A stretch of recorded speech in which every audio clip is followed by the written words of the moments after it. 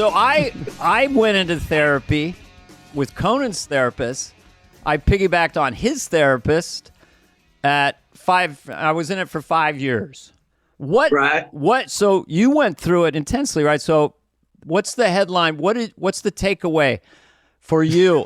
You know, mine is that I have a hard time taking care of myself. I'm always trying to help other people.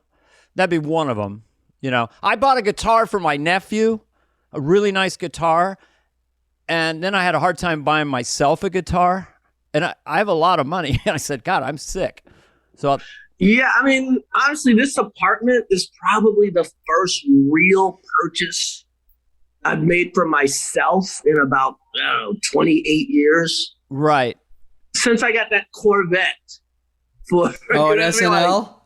At SNL, like life-changing purchase. Like, and so what was that? Yeah, I know what you mean. Like, yeah, always doing for other people. Mm-hmm. I don't know. I mean, what I've learned in therapy is like, childhood trauma is like some real shit.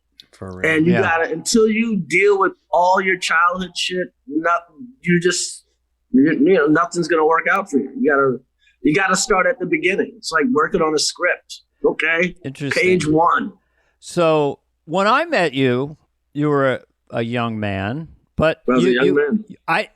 Were you ever kind of like snarky and spoiled in high school? Because by the time I met you, you seemed kind of like this guy, at least in maturity. You weren't bitter. You weren't snarky. You were never in a group with comedians kind of shitting on some other comedian. So I noticed that attitude you had as a young man. But I guess the childhood stuff for me, it was like I had a lot of anger, and it was in my stand-up. It was in my characters.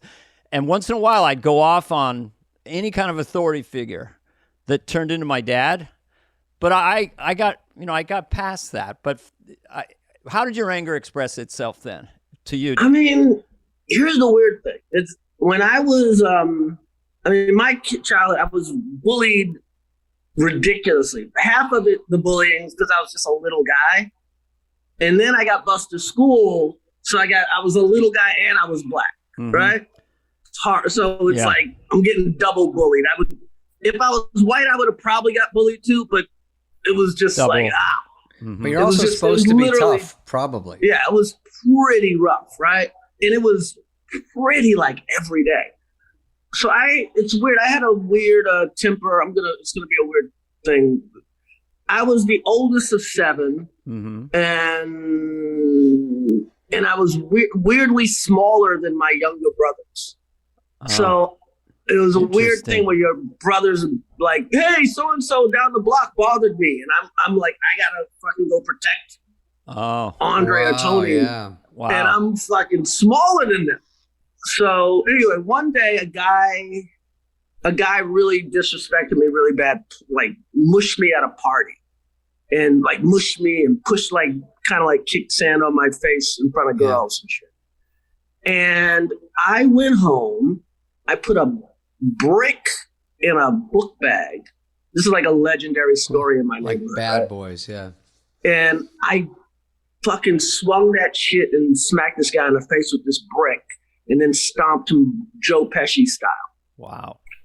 Now, to the point, we thought he might die for even 3 days later. Every time a cop or whatever would come through the block, we'd be like, we're literally talking about ways of getting me to down south, like that would have helped. Huh.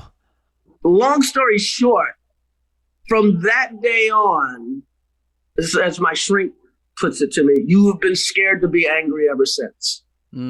So the guy you saw was bending over backwards to be nice because I was so scared of my anger. Yeah, I see. Yeah, I was frightened of what, my shrink, the good shrink, I got, like the top guy. There's good ones and bad ones. Yeah, definitely. There's good ones and bad ones, and he broke it down. It's like, we got to get you over that incident. Right. Because you're a nice guy, and this guy brought out something in you, and you're so scared of that thing coming out of you again. Yeah. That you let the whole world walk all over you. Your friends walk over you, your family walks over you, your female relationships, like everybody just fucks you over because it's somewhere in there they know there's a force field holding you back. Interesting. So in the weird way, I'm like the opposite of you in the sense that in the last year, now I can get angry. Right. I'm not scared. I'm not scared of letting people know how I feel about certain things. My therapy was about that too, though, because I was always the nice guy holding stuff in and not really. My aggression, my competitiveness overrode the nice guy. Because people who ask me, who meet me now, well, did you just allow other cast members, like, oh no, Lauren, do their sketch, that kind of thing? There was a natural competition in me. But in my personal relationships, I hated confrontation because when confrontation happened at my house, bodies flew. My dad was just really violent. So even all my siblings are like that. We don't like confrontation. Yeah, no, that's and that goes too far. My house too. It wasn't violent per se, but it was loud as fuck. Yeah. So, but those things stick with you, just loud.